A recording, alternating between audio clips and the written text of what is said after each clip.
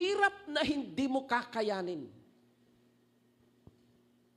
Kaya pag may nagsabi, pastor, hindi ako takot sa impyerno, sinungaling ka. Kung totoo na di ka takot, halika. Sindi ako ng kandila dito. Ilagay mo yung dulo lang na daliri mo. Tingnan natin kung 5 minutes kaya mo i-daw-daw ang daliri. Tama ba yung Tagalog ko? Na pwede mong ilagay ang dulo ng daliri mo doon sa kandila. Kung hindi mo nga kaya, kandila pa lang yon, dulo lang ng daliri mo. Paano mo pakakayanin ang impyerno ng apoy? Kaya sumisigaw siya. Pangalawa, unanswered prayer. Ang masakit kaya place of torment ang impyerno because it is a place of unanswered prayer. No matter how sincere you are in your prayer, you can pray and fast in hell and all your prayers will never be answered. God is able to answer. I will repeat. God is able to answer, but He will not answer your prayer. Kasi kung mayroong pagkakataon na dapat natin paghandaan ngayon habang tayo nabubuhay, napakasakit. Kung isang miyembro ng pamilya mo ay nasa bingit ng kamatayan, at kailangan po pambili ng diatabs, kasi pag hindi nakainom ng diatabs, in 30 minutes patay. Nagkataon wala kang pera. Magkano ba ang diatabs ngayon? 10 pesos? Magkano ba, ate? 12 pesos. Nagkataon wala kang pera. Tapos mayroon kang kapitbahay na napakayaman, milyonaryo. Alam mo, kaya kanyang tulungan at lalapit ka. Pwede bang pahingi kasi nasa desperate situation ka. Hingi ka ng tulong. Alam mo na that man is able to help you. You're at the point of need. Ano ang feeling mo kung sasabihin ng tao, able to help you, but not willing? Sorry, I cannot help you. Napakasakit. Napakasakit. Kaya kanyang tulungan pero hindi kanya tutulungan. Alam niyo, ang tungkol sa impyerno, all your prayers will never be answered. Now, think of it, mga kapatid. Lahat ng panalangin sa impyerno hindi dinidinig ng Diyos. He prayed for himself, his prayer was denied. He prayed for his family, again his prayer was denied. All prayers in hell will never be answered. Next, kaya place of torment is the undying memory. Ano ang sabi sa kanya ano ang sabi ni Abraham sa kanya? Son, remember, in your lifetime, you receive good things, nag-enjoy ka ng buhay mo. But now you are tormented. Kung maalala mo na dati nagpakasasa ka ng iyong buhay, ngayon puro paghihirap. Sabi po ng book na aking nabasa, one of the horrors in hell is the undying memory of your misspent life here on this earth. Ang nakakatakot tungkol sa impyerno ay yung ma-remind ka, ipapaalala sa'yo, sinayang mo ang buhay mo. Sabi po ng Matthew 16:28, makamtan mo man ang buong sanlibutan, kung ang kapalit naman ay ang iyong kaluluwa, ano ang iyong mapapala? Nagkaintindihan po ba tayo? Then, unchangeable destiny. Destiny na hindi na mababago. Sabi ni Abraham, anak, mayroong bangin sa pagitan natin. Ang mga nariyan, hindi pwedeng pumunta dito at ang narito ay hindi pwedeng pumunta dyan. In other words, pag namatay ka, kung ikaw ay nasa langit, thank God, di ka na mapupunta ng impyerno. Pero pag ikaw ay nasa impyerno, hindi ka rin mapupunta sa langit. You will be tormented day and night, suffering the unbearable pain, experiencing an unanswered prayer and your undying memory. Unfortunately and sad to say, God will not change your destiny. Yun ang iniisip ko na ako po ay, alam nyo na, testimony na bago ko na born again, lahat ng kalukuhan pinagagawa ko sa buhay. Pero na born again po ako, when I was 14 years old, I took seriously. When I began to understand the Bible, alam ko na ang magiging kahinatnan ko pag tinanggihan ko ang Diyos. What is 100 years? Pakinggan po niyo, what is 100 years of your total pleasure on earth and eternal suffering in hell? So I'd rather be in suffering while I am physically alive. And when I die, I will eternally enjoy the presence of God. You have to decide. So dito lang pala, sa New Testament, makikita natin na may compartment pala ang Hades. Kaya pala, lahat ng namamatay, doon nakadeposit. Kasi may compartment. Ang tawag sa upper part ay ano nga po? Place of comfort, Abraham's bosom, or paradise. Ano yung tawag doon sa baba? Place of torment. Bakit place of torment? Ano po yung apat na description? Pakibasa po. Pakibasa po ng malakas. Unbearable pain, unanswered prayer, undying memory, and unchangeable destiny. My goodness. When you are in hell, you will be there not just for 1,000, 1,000,000, or 1,000,000,000 years. You will be there forever and ever without hope and remedy. So sa mga nanonood po ngayon at sa mga nandito, please, meditate this message. Na pag ako pala ay namatay na wala kay Kristo at ako'y na-impyerno, forever na ako ay maghihirap. Sabihin mo sa katabi mo ngayon, my forever. Sige, sabihin mo sa katabi mo, my forever. Whether you are in heaven or you are in hell, the decision is in your hand.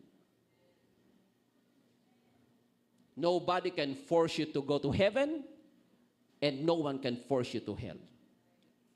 What makes the difference between heaven and hell is Jesus. Not religion. Jesus alone. Amen po ba? Tingnan po natin another thing. Sige na, sa outline po natin. Kasi ang tanong ay, where are the dead? So, yung mga namatay ngayon, asa na sila? So, ganito po ang nangyari. Basahin niyo lang po mga talata na yan, picture po ninyo at aralin po. Ikukwento ko lang po sa inyo. The power of the death and the resurrection of Christ. So, si Christ ay namatay. And according to Acts chapter 2, verses 23 to 24 and verse 27, si Jesus ay pumunta po doon sa Hades. Nung namatay si Christ, pumunta po siya doon sa Hades, sa impyerno. Sabi po na Ephesians chapter 4, verses 8 and 9, ang nakalagay po doon, that when Jesus Christ descended, He descended into the lower parts of the earth, ang tawag po ay Hades. Nung si Christ po ay namatay, Matthew 27 verses 51 to 53, naalala po ninyo nung namatay, nabiyak ang mga tawag na? Yung nicho, ano? Puntod. Nabiyak ang mga puntod, and some of the Old Testament people, righteous people, came back to life. Biruin po ninyo, naglakad ang mga tao papuntang Jerusalem. Di kaya sobrang takot ang mga tao. Na yung mga dating patay ay nabuhay. 2 Corinthians chapter 5, verses 6 to 8, ang nakalagay po dyan ay, ang sabi doon, to be absent from the body is to be present with the Lord. So meaning, pag ikaw ay namatay, you are absent from the body, ang katawan mo ay nasa libingan, pero immediately, you are in the presence of God. Kung ikaw ay mananampalataya. So ganito pang nangyari. Banggitin ko po muna yung Philippians 1, yung nakalagay na, for to me, to live is Christ, and to die is gain. Naintindihan po ba natin? Sabi ni Paul, I am torn. Medyo i-simplify ko. I am torn between two lovers. Now, sabi niya, how I wish that I will be in the presence of God. He wanted to die physically. Pero sabi niya, but for your sake, I still want to minister to you. Gusto ko pang mabubuhay ako physically. Now, ano po ang nangyari? So si Christ, pumunta po doon sa Hades, ang part doon ang tawag ay Abraham's bosom or paradise. Nung si Christ ay umakyat sa langit, 2 Corinthians 12 verses 1 to 4, ang ginawa ni Christ, dinala ni Christ ngayon ang yung Abraham's bosom, yung paradise na part ng compartment, dinala po niya ngayon papunta sa langit. Kaya ang paradise o Abraham's bosom wala na doon sa Hades, andun na sa langit. Bakit pa hindi kayo naniniwala? Basahin nyo na lang po, 2 Corinthians. Yung Abraham's bosom or paradise can no longer be found in Hades, but it's found in heaven. Because when Christ ascended, dinala po niya ang mga nandoon sa paradise na mga namatay and they are now in heaven. Nandoon na sila sa langit. So ngayon, ano nangyari? Imagine po ninyo sa akin po muna po kayo tumingin. Kunyari, ito yung bilog na ito. Ito yung buong Hades. May hati. Ang nasa ilalim ay place of torment, sa taas ay paradise. Nung namatay si Christ, pumunta ng Hades, yung mga namatay na mga righteous people doon, kinuha niya at dinala sa langit, andun ang paradise. Andun na sila ngayon. Nagkaintindihan po ba tayo? Kaya sabi sa Philippians, for to me to live is Christ and to die is gain, and when I die, I am in the presence of God. Clear po ba yon? So ano ang nangyari sa Hades? Nung tinanggal ng Diyos ang upper part ng compartment, ano ang nangyari sa Hades? Now, pwede bang pakibasa? Wala na po dyan. Isulat nyo lang po, Isaiah chapter 5 verse 14 and Proverbs chapter 27 verse 20. Pwede ba sa Amplified Translation?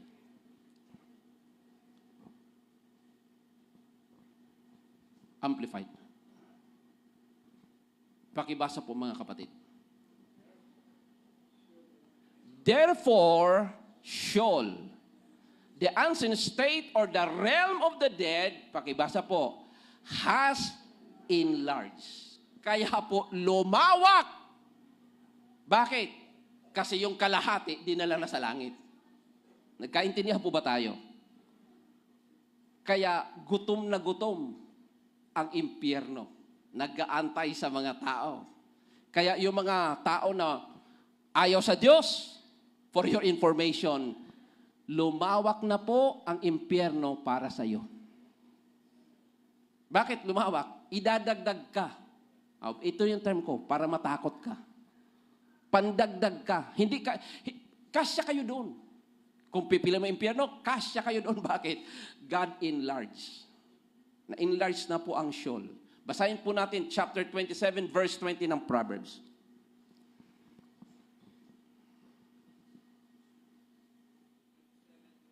27 verse 20 na. Pakibasa. Sandali lang. Paano natin? Yan.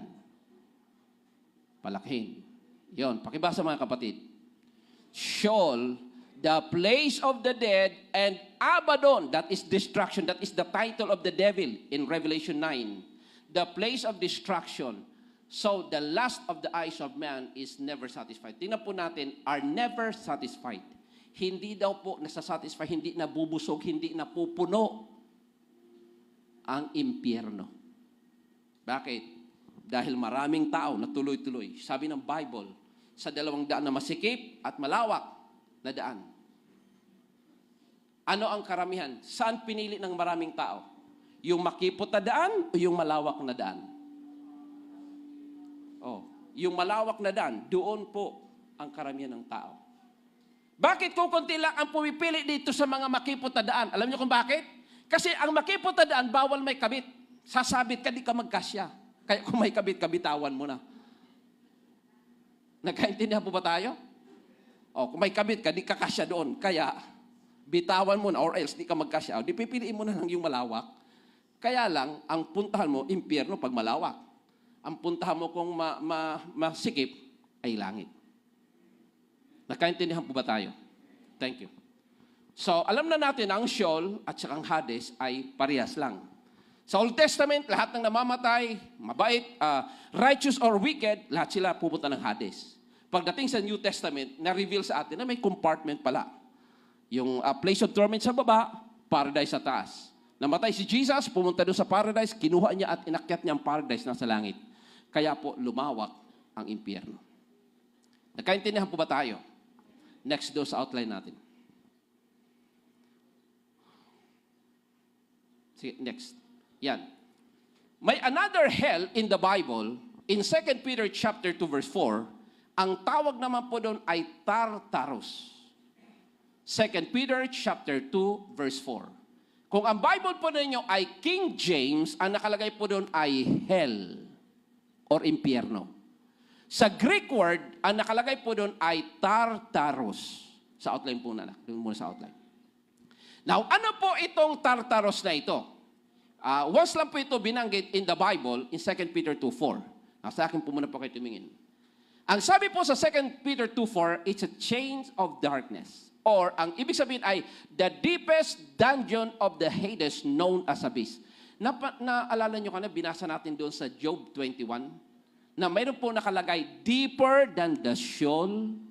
Na ganito yun mga kapatid. Sa akin po muna po kayo tumingin. Imagine po ninyo, ang Hades, dati mayroong compartment. So, nung tinanggal ang upper part, ang tawag dyan sa lahat na yan ay Hades. Yung pong pinakamalalim na part ng Hades, ang tawag po ay Tartarus. Yung pinakamalalim.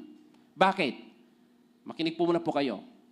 Yung pong Hades, sa place of torment, yun po ay lugar na mga tao na yung mga namatay ngayon na hindi Kristiyano, yung namatay na wala kay Kristo, ang katawan nila ay nasa libingan, pero ang kaluluwa nila, ngayon pa lang, andun na sa Hades.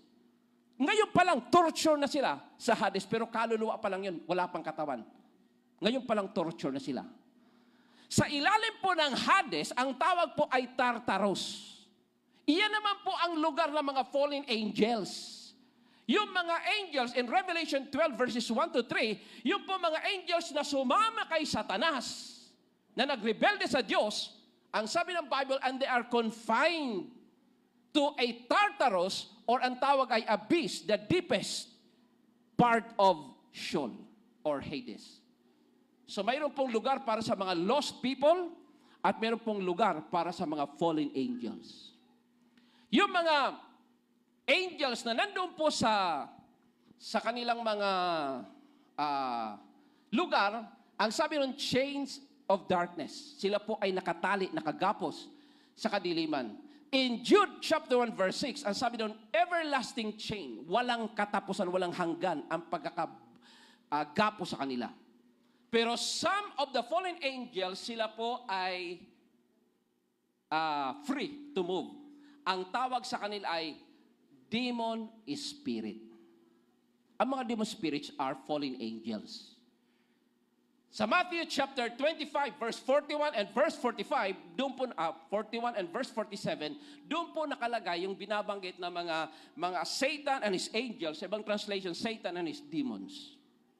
Kaya in Luke 8:31, makinig po muna po kayo. Naalala po ninyo nung si Christ ay pumunta doon sa place of gatherings, mayroong demon possessed. Ano ang sabi ng demon possessed? Sabi ng mga evil spirit. Sabi niya, did you come to torment us, to send us to abyss? Pumunta ka ba para kami ay pahirapan, ipadala na kami sa abyss? So, bakit? Makinig po muna po kayo. Ang Hades is a place of torment of a lost soul. Although their bodies are still in the grave, pero their souls are tormented in Hades. Doon naman po sa Tartarus, deepest part of Hades, doon naman po ang tormenting place of the fallen angels. Doon po sila nakalagay. Clear po ba sa atin mga kapatid? Now, next. Aralin nyo lang po yung mga verse. We don't have much time. Now, yung pang-apat, actually, tatlo lang ito. Kaya kasi yung Sheol at saka Hades parehas lang. Yung pang-apat, na Greek word ay Gehenna.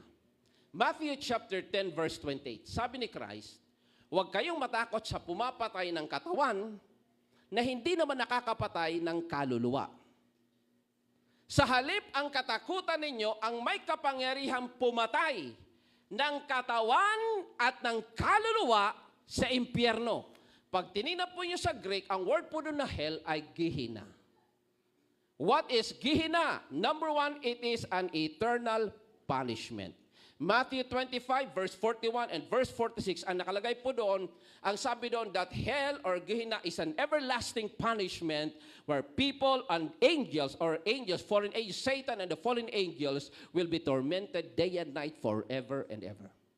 So also, Revelation chapter 20 verse 10, nakalagay po doon, na ang nakalagay, sabi po ng Bible that the Antichrist and the false prophet will be thrown into the fire and they will be tormented day and night forever and ever. So mga kapatid, ang tawag sa Gehenna is eternal punishment. Next.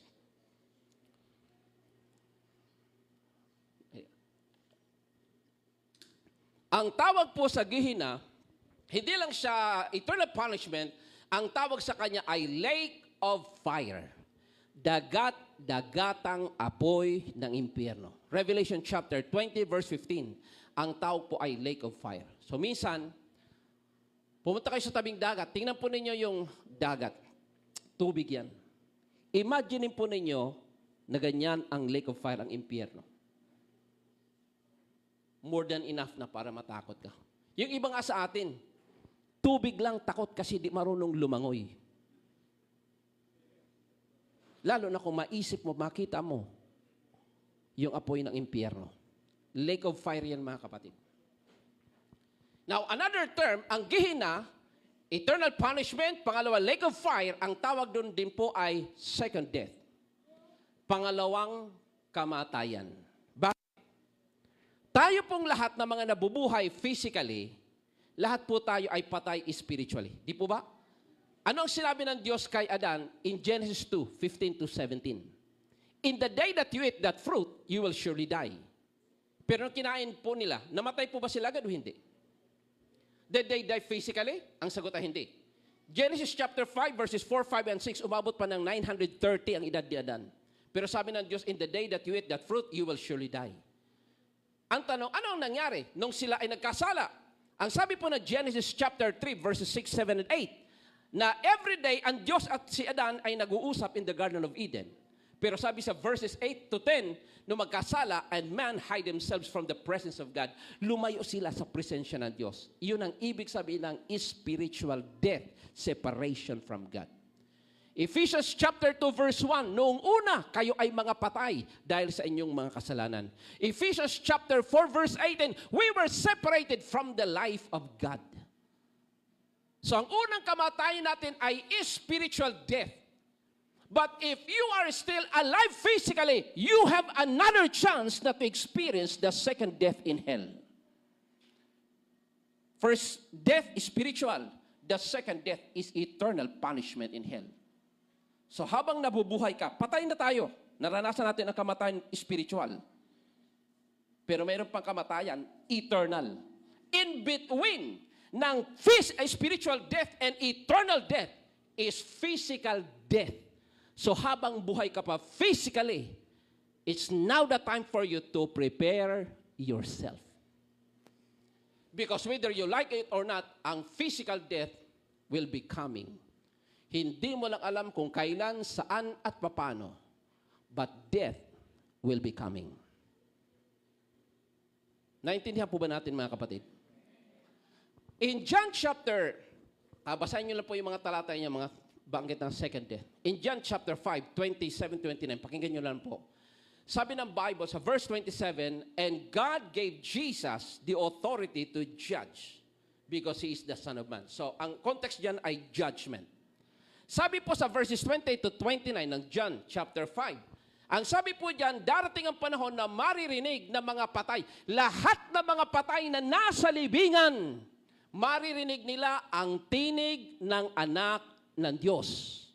Sabi po sa 29, ang mga matuwid ay mabubuhay for eternal life. But the wicked people will be resurrected for eternal condemnation. Ano pong ibig sabihin po nun? So in the Bible, meron pong dalawang klase ng resurrection. Now, saan po yan mangyari? Pag nagturo pa ako ng end time, ituturo ko na lang po sa inyo kung, meron po ba tayong, sige, sa sunod na lang. Sa whiteboard, gusto ipakita. Tayo po ngayon ay nasa panahon ng iglesia, church. Marami mga Christian na namatay. Pag dumating ang panahon na ma-rapture, 1 Thessalonians chapter 4 verses 16 to 18 and 1 Corinthians 15 verses 51 to 54 and Philippians chapter 1 verse 23. Nakalagay po ang sabi ng Bible na yung mga namatay kay Kristo, pagbalik ni Christ, ay mabubuhay sila. So, pagbalik ni Christ sa rapture, kukunin, dahil tayo sa langit, resurrected na. After ng rapture, ang kasunod niya, 7 years tribulation. Marami po mabuborn again sa panahon ng Great Tribulation. Kaya lang, ang pagkakaiba, kung ngayon born again ka, ang tawag sa iyo ay siraulo, sa panahon ng Great Tribulation, pugot ulo ang aabutin mo. Marami mabuborn again sa panahon na yon. Pero ano mararanasan nila? Revelation chapter 7 verse 14 to 15, Revelation chapter 20 verse 6, lahat ng yung mga born again sa panahon ng Great Tribulation, sila po ay mapipersecute and most of them ay mamamatay because of persecution. Pero pagbalik ni Christ, pakinggan po natin, imagine po ninyo, itong table, ito po yung 1,000 years millennial reign. Pagbalik ni Christ sa second coming, magsisimula siya na mag-reign 1,000 years. Yung mga namatay sa panahon ng Great Tribulation, sila po ay bubuhayin. Yun yung sinasabi po sa Revelation 20 verse 6, ang tawag sa kanila ay first resurrected saints. So they will rule and reign. Yung mga wicked people, hindi pa sila mabubuhay. Yung kanilang mga katawan, nandun pa rin sa libingan, yung kanilang mga kaluluwa, naghihirap na doon sa Hades. At the end ng 1,000 years, sa panahon ng judgment, ang mangyayari, bubuhay ni Christ ang mga wicked, ang mga masasama. Alam nyo kung ano mangyari sa kanila? Basahin natin Revelation chapter 20. Verses 11. Doon muna tayo sa verse 10. Pakita natin kung saan si Satanas pupunta. Pakibasa po, verse 10. And the devil who deceived them was thrown into the lake of burning sulfur, where the beast and the false prophet had been thrown, Antichrist and the false prophet. They will be tormented day and night forever and ever. Verse 11, basa mga kapatid. Then I saw a great white throne and him who was seated on it. Earth and sky fled from his presence and there was no place for them. Verse 12. I saw the dead, great and small, standing before the throne, and the books were opened. Another book was opened, which is the book of life.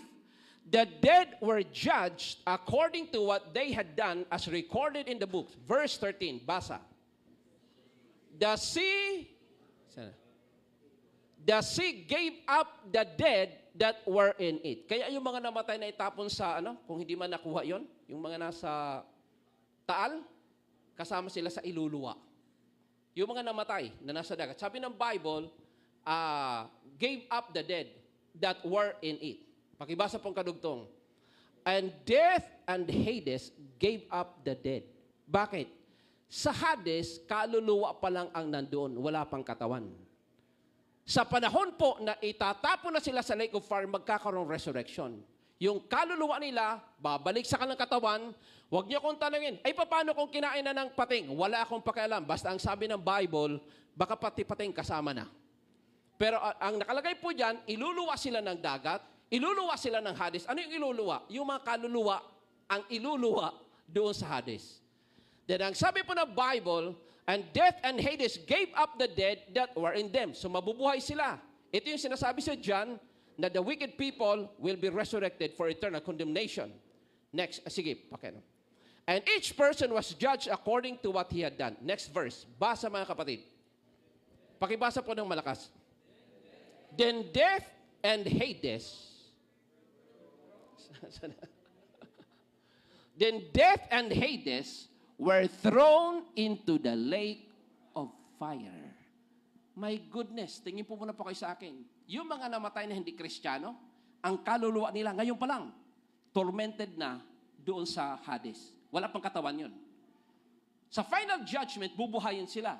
So yung kaluluwa at katawan magsasama. Resurrected ang body nila. Kaya lang, ilalagay sila doon sa lake of fire. Kaya nga, kakainin sila ng uod. Now think of it mga kapatid. Kasi ang Hades, parang city jail lang po yan. Ang lake of fire, iyan po yung New Bilibid prison. Di ba yung mga kriminal, di ba paghuli, sa city jail mo na ilalagay. After ng judgment, ano mangyayari sa kanya? Dadalhin na siya doon sa Muntinlupa. Ganon din mga kapatid. Yung mga masasamang tao na matay, ngayon pa lang, nakakaawa sila. Para silang yung rich man. He was crying in Hades. Kaluluwa pa lang yun, kapatid. Bakit kaluluwa? Sabi, di ba sa Luke? So also the rich man died and was buried. Ano yung inilibing sa mayaman? Yung katawan. Pero sa kadugtong na verse, in hell. In Hades. So yung kanyang kaluluwa, tormented na. Ngayon pa lang. Ang masakit, pag final judgment, bubuhayin ang mga masasama para itapon doon sa lake of fire. Basahin natin ulit yung verse 10. Pakibasa mga kapatid. Verse 10. And the devil who deceived them was thrown in the lake of burning sulfur, where the beast, yan ang Antichrist, and the false prophets had been thrown. They will be tormented day and night. Pakibasa po. Forever and ever. Verse 15. Verse 15. If anyone's name was not found written in the book of life, he was thrown into the lake of fire. Ano nakalagay sa verse 10? Tormented day and night. Hell is a point of no return. Think of it, mga kapatid. Think of it, mga kapatid. Please, huwag mong paglaruan ang eternity mo. Minsan ka lang sumablay. No point. The point of no return. Sige, magpakasasa ka sa buhay mo sa kasalanan.